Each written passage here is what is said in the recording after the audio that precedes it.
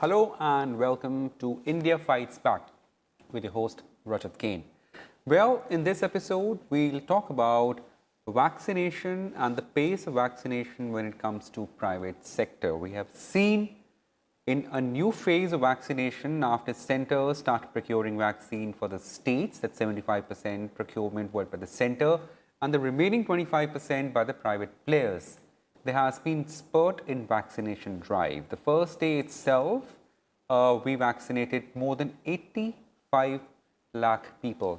Of course, these numbers may vary in days to come, but certainly there is a spurt in vaccination, and this is something on the lines of what the experts have been saying, that the only possible shield towards COVID is, of course, vaccination along with our COVID appropriate behavior. At the same time, there have been studies that in private sector, vaccination drive hasn't picked up the pace that is expected.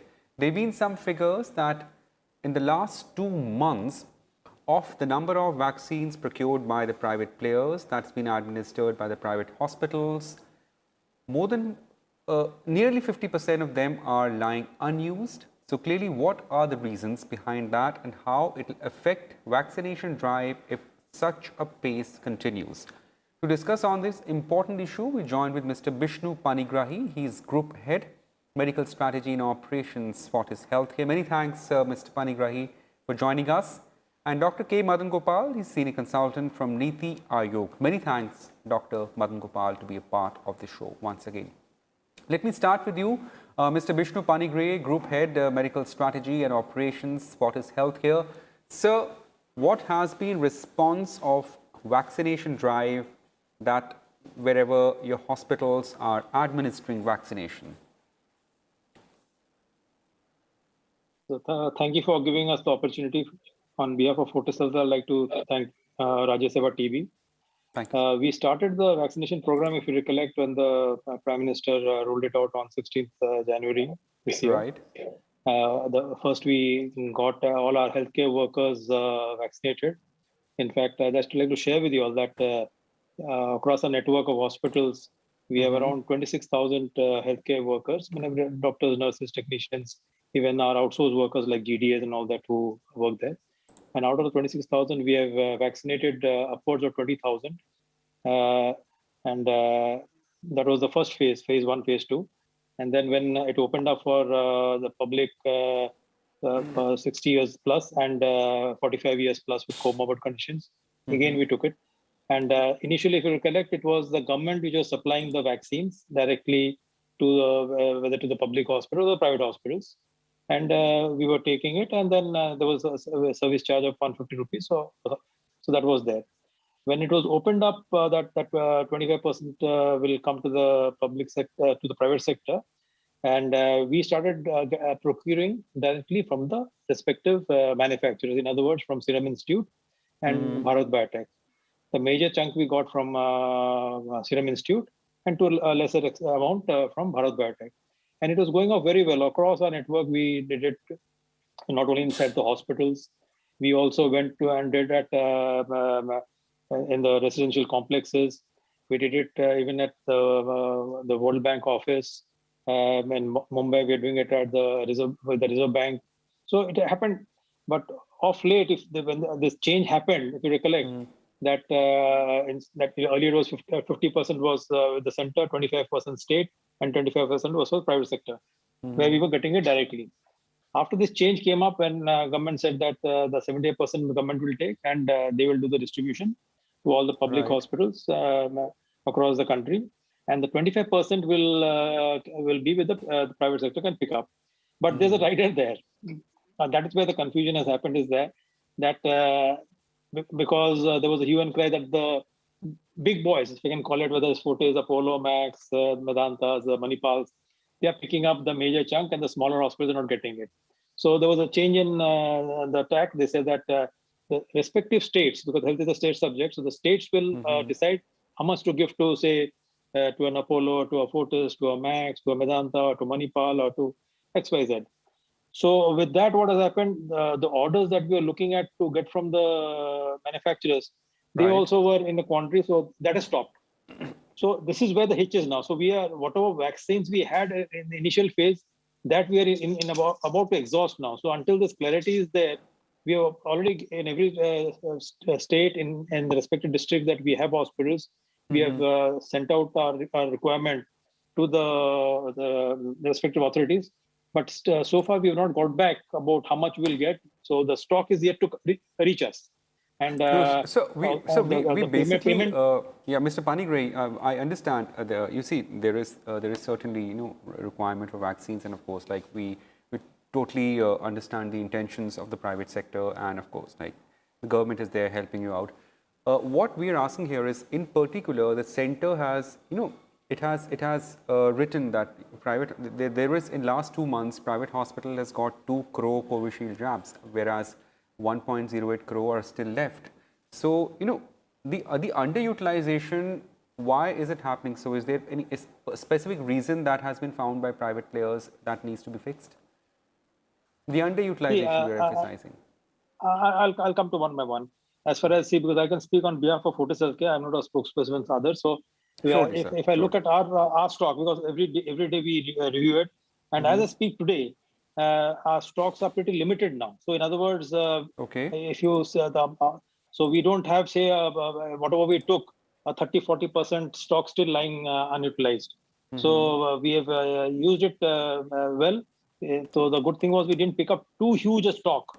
So that and that may have happened in some other chains that they may have picked up a much huger stock and up to the mark. So that's the gap that may have come. Right. Many thanks, sir, for your opening remarks. Yeah, please, Mr. So I'll one question. Okay. It's very important. Because because we got it directly. So I'm not talking about all the healthcare big healthcare players. They got it directly from the government, from the manufacturers. So they had the funds. They got it directly because, in fact, we had to pay advance. So this is where the smaller hospitals they felt lost out in that sense that didn't have the finances to quickly go and pay the advance to get it. And that is where the smaller private hospitals, nursing homes, which were part of the initial COVID vaccination centers when the rollout initially happened from 16 January, they missed out. Right. Mr. Panigray, many thanks. Just stay on. I'll get back to you, sir. We also have with us Dr. K. Madan Gopal. He's senior consultant health, Niti Aayog. So, that's what we're discussing here, the underutilization by the private sector, and precisely that's what the center's presentation to states has been. How serious is this issue? And I mean, what has center flagged to states? I don't think so, Rajat, because whenever there is a change of policy, these kind of things are expected. Because when we started the initial phase when the private sector were allowed to charge a service charge, then also during the initial days there was a lot of because how the system works. If the private sector, they understand, they are geared up to cater to the requirements of the system, they will come up to the expectations of this. It's too early to commit to it. From 21st, we have started this new policy. That means 70% procurement in this, 25 they can procure. And other things in your earlier shows also, I have mentioned that we don't have a finite supply of vaccines available in the country. We have to depend on the supplies. And the vaccine producers, they are having orders from the government, they are having orders from the other private providers as well. They have to cater to all these requirements. And apart from that, another thing is that the government is providing, it is pushing the vaccination program, it is mobilizing people, that's going on simultaneously. The private now, they have to buy the medicines, buy these vaccines, they have to mobilize people. And it's an investment for this, as rightly mentioned by Dr. Vishnu, saying that for a smaller institution, small hospitals, so it's a very big investment. Suppose if I want to take one vial, 10 vials of the vaccine, it would be 1 lakh rupees for that hospital. And for a single vial, for to be effective, cost effective, you have to be used the wastage vaccine also, which is available in this. That means from the 10 jabs, you have to give 11 jabs. Then only it would be an effective proposition for this. Otherwise, once a vial is open, we don't have an open vial vaccine policy. As a result, what happened in 4 hours, you have to consume it. If you don't have the particular volume, that's the only hitch with the private to small players are having. If they are not able to have 10 dose or 10 people to take the vaccination, what they will do? They have to discard. They have paid for 10 vaccines. Now, if only 4 people come, they have to waste 6 vaccines, 7 vaccines, that kind of thing. And unless that kind of confidence people come, they can aggregate things. The big chains, they are organizing camps, they are having a sufficient volume, though they can take the risk. The smaller hospitals, it's very difficult for them to invest and take that risk. That's the only thing which in the coming days, as the things move on, as the supplies ease out, that will come out. Right. Okay, So second certainly, thing, if you look at the no question, experiences- no question on supply here, sir. We understand, of course, like things will streamline. There's a particular study that we're trying to bring out here. There are 10 states, like say, whereby nearly 90% of the vaccine stock is pending in the private sector. Is there still some sort of a hesitation among people to go to hospitals and get the jab done? And these, that only 10% of vaccines have been utilized in states, say in Bihar, in Telangana, in Uttar Pradesh, West Bengal. So what could be the reason, sir? I don't think that which study you are referring to this, because if a private provider, if he has procured the vaccines, he can't be sitting with the vaccines. He will be using that vaccine to finish it as early as possible, because the vaccines do have expiry date. He can't be sitting with the stockpile for a infinite period of time. That's one thing. The second thing is, if the government is supplying based on the registration number, they used to supply the vaccine to the private providers.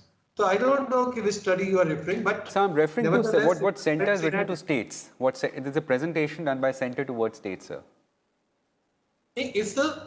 But it's not the utilization. That means I have given you vaccine, you are not utilizing it. It's the participation of the private sector in the vaccination program. That means how much the private sector is contributing to the vaccination which are happening on a day-to-day basis. It's not that the question which you have posed is the utilization. They are not utilizing, the vaccine is lying with them. If they have procured the vaccine, nevertheless, they will be trying to see that how doses they can be given through that vaccine, because they have paid for that. That's one thing. Second thing, the number of vaccination sites, as you might have observed, that is the risk investment, how much risk they would be taking and investing money, buying the vaccination and then mobilizing the people and then doing it. For one vial of vaccine, 10 or 11 doses are to be given. Right. If I am opening one vial, I have to finish that vial in 4 hours. That's the only question. It's not the question that they are not wasting the vials. No, it's the question is that what is the contribution of the private sector in the ongoing daily thing. It's the way it was projected like that. It varies from state to state. Some of the state, the contribution of the private sector was ranging to more than 20. That's the way it was presented. Certainly. Mr. Bishnu Panigrahi, off late, has there been any change in the footfall of people who are coming for vaccination? Say why we're asking, if we ask it in a more, in a straight sense, are we seeing vaccine hesitation still persisting among people? Okay, first of all, I'm Dr. Bishnu Panigrahi. Okay, Panigrahi, yes, absolutely, sir. Yeah. I'm sorry, sir. And the private sector is partnering with the government. We are taking it as a social initiative. And as Dr. Madan rightly mentioned, everyone has to participate and get as many people as vaccinated. That's the bottom line. And we are not seeing any vaccine hesitancy. In fact, we are not getting, rather now as the stock is coming down, we need more vaccines to continue with the exercise. But because of this change in hopefully I think so in a couple of days things will materialize, because this came on in 21st. So that even the manufacturers are in a quandary how to go about it, because the states have to say that you give it to these private hospitals in that state, these private hospitals in that other state. So that clarity should come forth any time. So as Dr. Madan rightly mentioned, that when a new policy is rolled out, there will be some hiccups, and we have to sort of be patient. And this exercise is huge. Imagine nearly about 300 million people have been vaccinated, and in such a short time, no one in the world it has been done. And agree, if you take it as a percentage of the Indian population, it is suboptimal, if I can put it. But we have this much of vaccine, so it's finite. It's not infinite, as you rightly mentioned. So we are going about it, and and I give credit to the print media and electronic media. I think so. You all have been propagating this, and you've been calling out people who have been actually sort of the naysayers, who have sort of put this doubt in the public mind on vaccine hesitancy. And these people need to be called out, because as I said, we have vaccinated 20,000 plus of our healthcare workers, doctors, nurses, technicians. And we've had breakthrough infection. I don't deny that. Out of the we are around 4,000. And 92% had very mild symptoms, didn't require much. 7% required oxygen, and only out of that 1% required ICU admission. So imagine, so the bottom line is that if you are vaccinated, you are protected against hospitalizations and death. So this is very important. This message has to go out, and irrespective of any vaccine, no vaccine gives you 100% efficacy and protection. And there is a variation between vaccine to vaccine. So let us take this forward, and the vaccine hesitancy is more in a myth than a reality, if I can put it. Okay, right. Dr. Madan Gopal, we saw that on Tuesday, I mean, there was on the first day of vaccination, second phase drive, or rather, it's like a new phase of vaccination drive, more than 85 lakh people were administered vaccines. So, of course, like there has been spurt in a vaccination drive, and that's an extremely welcome thing. Now, if we talk of what we earlier saw, there was a vaccine hesitation, or to say the number of vaccine or people taking jab in rural areas were lesser than urban areas. So are we able to address that problem now? It's a very interesting question, because if you look at the breakup of the figures presented by the ministry, the maximum jabs happened out of this 87 lakhs doses. Around more than half, that means more than 60%, they have happened in the rural areas. That means we have the capacity to do this kind of inoculations, this kind of vaccination things. It is only like how you plan the vaccination sessions. Even in the private sector also, as the big chain of hospitals, they are getting supplies, and they are going outreaching to the societies, RWAs, and other colonies. In the rural areas, it's more or less outreach. That means they mobilize the people. That's why you have seen a tremendous response in the rural area. But it's not true that there is a hesitancy in the rural area. Only thing is how you mobilize the people, how you convince them, and how you bring, and that has been shown during the last episode. That means on 21st, where we have achieved 87 lakh plus vaccination doses in a day. Right. Well, we sign off on this note. Many thanks, Dr. Vishnu Panigrahi, for joining us, Group Head, Medical Strategy and Operations, Fortis Healthcare. And many thanks, Dr. K. Madan Gopal, Senior Consultant Health, for joining us and throwing light upon the important aspect. Well, clearly, before we leave, a small message to all our viewers. Please keep maintaining COVID-appropriate behavior. That is, keep washing your hands and face on regular interval. Keep maintaining your sanitation and, of course, like physical distancing. And do not forget to wear a face mask. At the same time, get your vaccination jab, whosoever is eligible at the first go. Well, that's it in this edition of India Fights Back. Thank you. Goodbye.